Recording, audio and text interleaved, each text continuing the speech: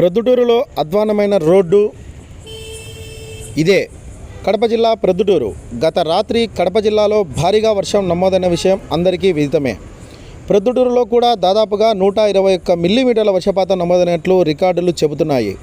ఇంత వర్షపాతం నమోదవడంతో ప్రొద్దుటూరు మొత్తం జలమయం అయిపోయింది. ఊరంతా ఒక ఎత్తు అయితే ఇక్కడ మనం చూస్తున్న రోడ్డు ఇంకో ఎత్తు అన్న చందంగా ఉంది ఇక్కడి పరిస్థితి. ఈ మధ్యకాలంలో కూటమి ప్రభుత్వం ఏర్పడిన తర్వాత స్థానిక ఆర్టీసీ బస్టాండ్ నుంచి రిలయన్స్ పెట్రోల్ బంకు మరియు ఎర్రగుంట్ల బైపాస్ రోడ్డు వెడల్పుకు ప్రభుత్వం ఇక్కడి రోడ్డు నిర్మాణం చేపట్టేందుకు అనుమతి ఇచ్చిన విషయం విదితమే. ఇందులో భాగంగా స్థానిక ఎమ్మెల్యే ఇక్కడ భూమి పూజ కూడా చేశారు. స్థానిక టీడీపీ నాయకుడు కొత్తపల్లె సర్పంచ్ కొండెటి శివచంద్రారెడ్డి ఇక్కడ రోడ్డును దాదాపు 100 అడుగుల వెడల్పు చేస్తున్నామని, అక్రమ కట్టడాలను తొలగించి కాలువ నిర్మాణాన్ని చేపట్టారు.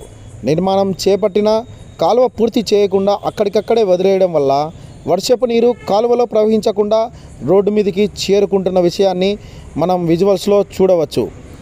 దీనికి తోడు రోడ్డు దిగువన ఉండగా కాలువ ఎత్తు భాగంలో నిర్మాణం జరిగి ఉండడం వల్ల వర్షపు నీరు కాలువలోకి వెళ్లకుండా రోడ్డుపైనే దాదాపు మోకాలు లోతు నీళ్లు నిలబడిన పరిస్థితులను మనం వీడియోలో చూస్తున్నాం. విషయాన్ని తెలుసుకున్న సర్పంచ్ శివచంద్రారెడ్డి వెంటనే నీరు తరలించేందుకు సహాయక చర్యలు ఎప్పటికప్పుడు చేపడుతున్నప్పటికీ అక్కడ సమస్య మాత్రం శాశ్వతంగా పరిష్కరింపబడడం లేదు. దీనికి తోడు రిలయన్స్ పెట్రోల్ బంకు నుండి వాసవి సర్కిల్ వరకు వెళ్ళే రోడ్డు బాగా గుంతలమయం అయిపోయింది. స్థానిక రిలయన్స్ పెట్రోల్ బంకు నుంచి వాసవి సర్కిల్ వరకు రోడ్డు మరీ అధ్వానంగా గుంతలమయంగా ఉన్న పరిస్థితిని మనం వీడియోలో చూస్తున్నాం.